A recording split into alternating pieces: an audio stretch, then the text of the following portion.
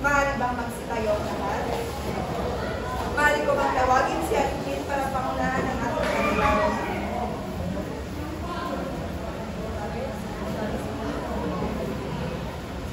Magandang umaga mga bata.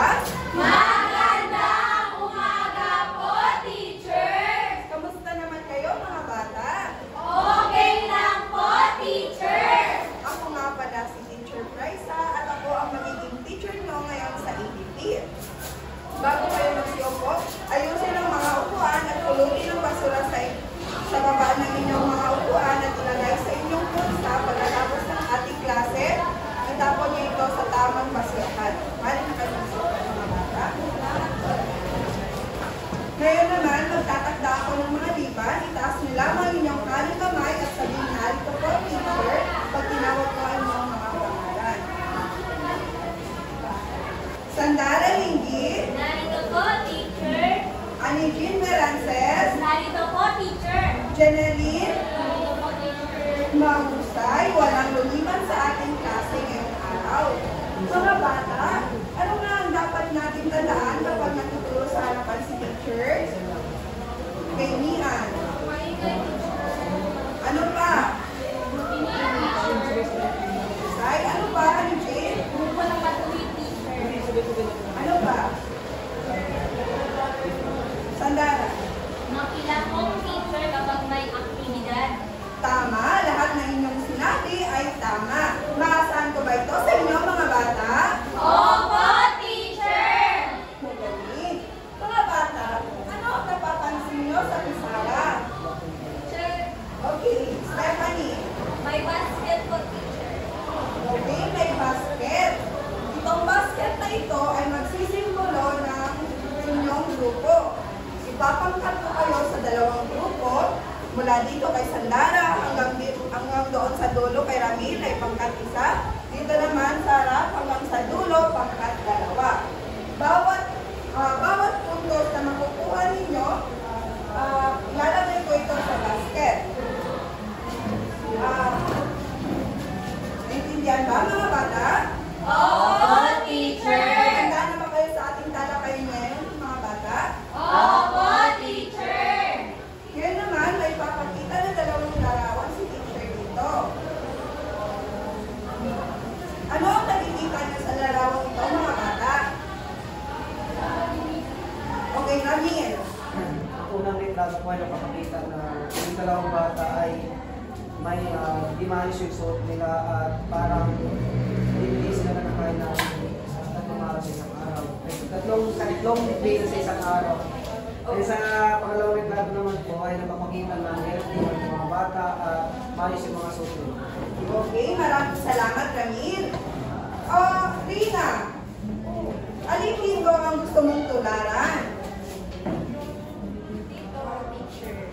Bakit? Kasi malinis sila. Tama, Rina. Ano nga ang dapat natin gawin para maging katulad tayo nito sa ikalawang litrato? Jeneline. Maligo. Ano pa, Ramil? Alagaan ko ang sarili. Tama, alagaan natin ng mabuti ang ating sarili. Araw-araw tayong maligo at mag-toothbrush, mga bata.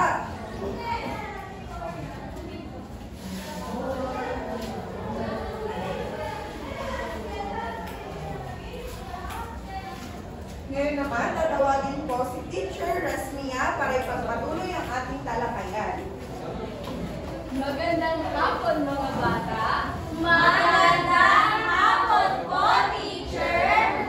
Ngayon, base sa activity na ginawa ni Teacher Brysa, ano sa tingin ninyo ang pamagat ng ating talakayan ngayong araw? Mayroon ba kayong idea o Sandara? Pangangalaga sa katawan, teacher. Mahigit. Ngayon, titignan natin kung ano ang pamagat ng ating talakayan.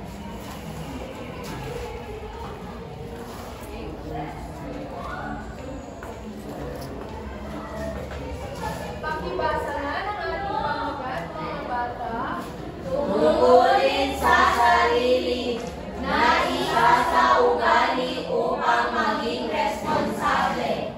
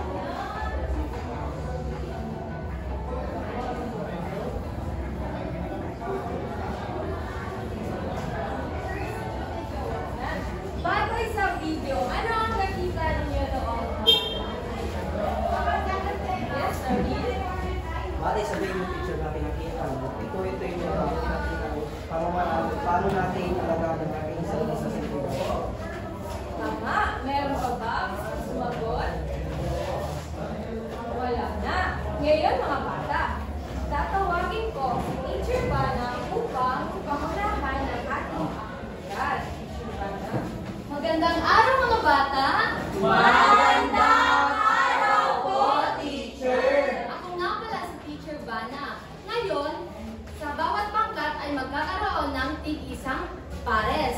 Ang pangkat isa ay magkaroon ng isang pares at pangkat dalawa naman ay magkaroon ng isang pares. Ngayon, tatawagin ko dito sa harapan. Pagkatapos ay sabihin nyo sa inyong pares ang ginagawa nyo, ang 5 tungkulin sa sarili na ginagawa nyo sa araw-araw.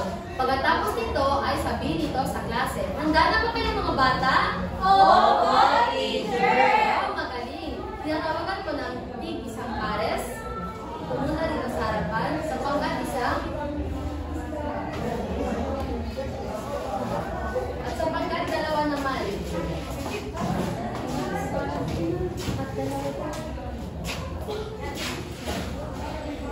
Sabihin niyo sa inyong kapares ang ginagawa niyo na tungkulin sa sarili sa araw-araw. At pagkatapos nito ay sabihin sa klase. Okay, ari na magsimula.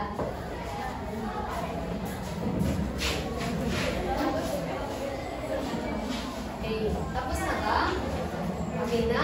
So ngayon ay sasabihin niyo na ito sa inyong mga klase. Ang pangkat isa, Teacher nyo. okay po tayo. Teacher.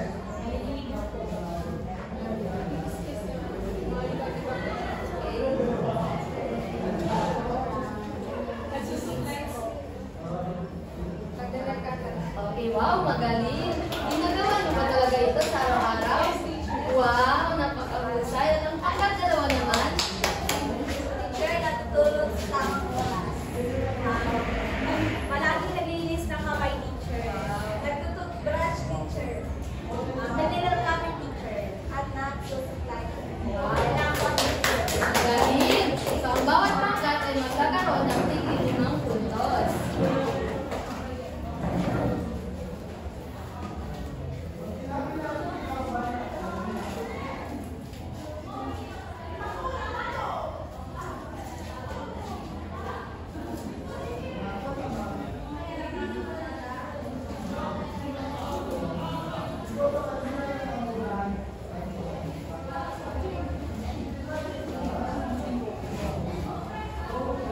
So, magaling. So, ngayon naman, ay may ibibigay ako sa inyong tungkulin sa sarili. Ang gagawin nyo lamang ay i-check ito kung ito ay ginagawa nyo.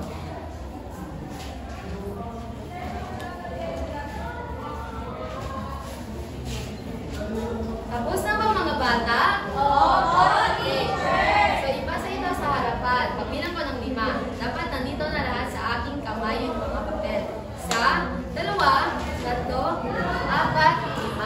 Maraming salamat mga bata. Ngayon naman ay kumuha kayo ng isang kalahating papel at isagutin ito. Basahin mo ng panuto. Panuto, Piliin ang titik ng tamang sagot.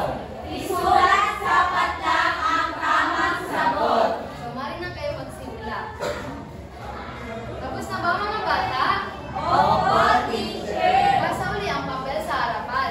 1, 2, 3, 4. Maraming salamat. At ngayon naman, para sa inyong tagdang aralin, kunin ang kwaderno sa EPP at isulat ito. Tagdang aralin.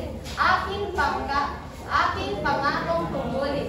Panuto, sumulat ng 5 pangungusap na nagsasaad ng inyong mga pangako sa sarili sa tungkulin at tungkulin gagawin mo. Intindihan ba mga bata?